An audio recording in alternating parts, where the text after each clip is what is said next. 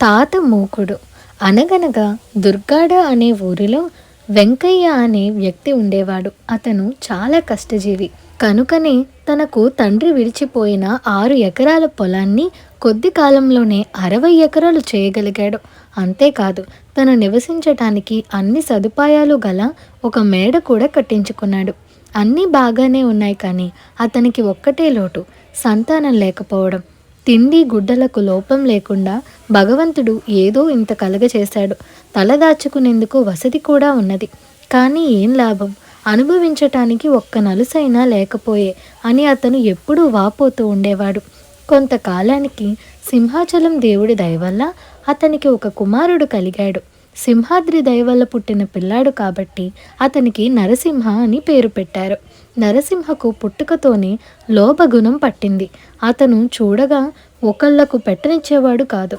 తల్లిదండ్రులు ఎవరికైనా దానం ధర్మం చేయబోతే పెద్దగా గోల చేసేవాడు.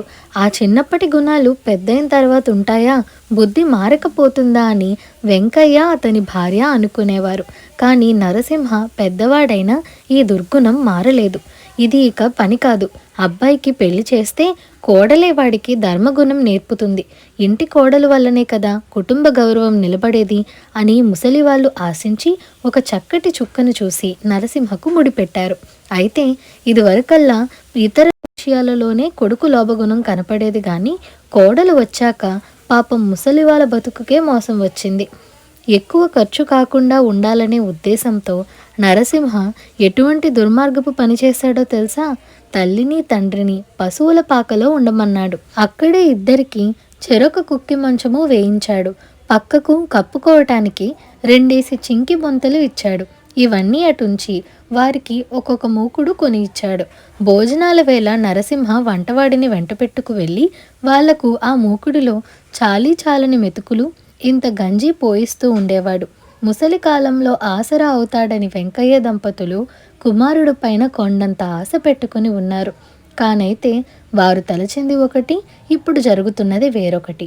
ఈ దురవస్థకు వారు విచారపడ్డారు. కానీలే, ఎప్పటికైనా వీడికి కొడుకు పుట్టకపోతాడా, బుద్ధి చెప్పకపోతాడా అని ముసలి దంపతులు వాళ్ళల్లో వాళ్ళు అనుకుని తృప్తి పడేవారు. వాళ్ళ నోటివాక్యం ఫలించి మరికొద్ది కాలానికే నరసింహకు ఒక కుమారుడు పుట్టాడు. పువ్వు పుట్టగానే పరిమళిస్తుందని పెద్దలు అంటారు.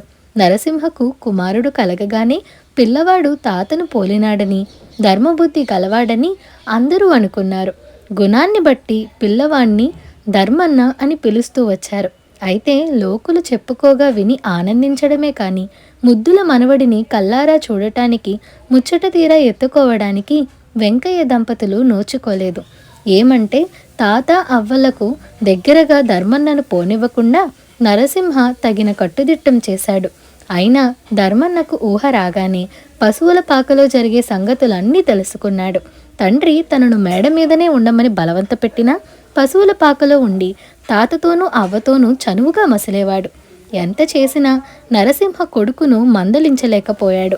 ప్రతిరోజులా నరసింహ దగ్గర ఉండి ముసలి వాళ్లకు మూకుడిలో గంజి పోయించేటప్పుడు ధర్మన్న కూడా తండ్రి పక్కనే ఉండి ఏదో ఆలోచిస్తూ ఉండేవాడు. ఇలా ఉండగా ఒకనాడు భోజన సమయానికి వెంకయ్య తన మూకుడు తెచ్చుకున్నాడు. నరసింహ గంజి పోయించాడు. కానీ పెద్ద వయసు కావటం చేతనో, చాలీ చాలని తిండి వల్లనో, నీరసం చేతనో వెంకయ్య తిరిగి వెళ్ళేటప్పుడు చేతిలో మూకుడు జారిపడి పుటుక్కున బద్దలైపోయింది. తండ్రి పక్కనే ఉన్న ధర్మన్న గబాలున తాత చేయి పట్టుకున్నాడు. ఏంటి తాత, మూకుడు పగలగొట్టేశావే, ఇప్పుడు ఎలాగనుకున్నావు? మా అమ్మ మా నాన్న ముసలి వాళ్ళైన తర్వాత మరి వాళ్లకు నేను ఇందులో గంజిపోయొద్దా? అప్పుడు మళ్ళీ ఇంకొక మూకుడు కొనమంటావా? తాతకిచ్చిన మూకుడు తరతరాలా ఉండాలి గాని ఇలా పగలగొట్టుకుంటారా ఎవరైనా? బాగా చేసావులే అని కోపగించినట్టు కసిరాడు. చిన్నవాడైన ధర్మన్న చెప్పిన మాటల వల్ల నరసింహ తన పొరపాటును వెంటనే గ్రహించాడు. ఇది వరకు తల్లిదండ్రుల పట్ల క్రూరంగా ప్రవర్తించినందుకు సిగ్గుపడ్డాడు.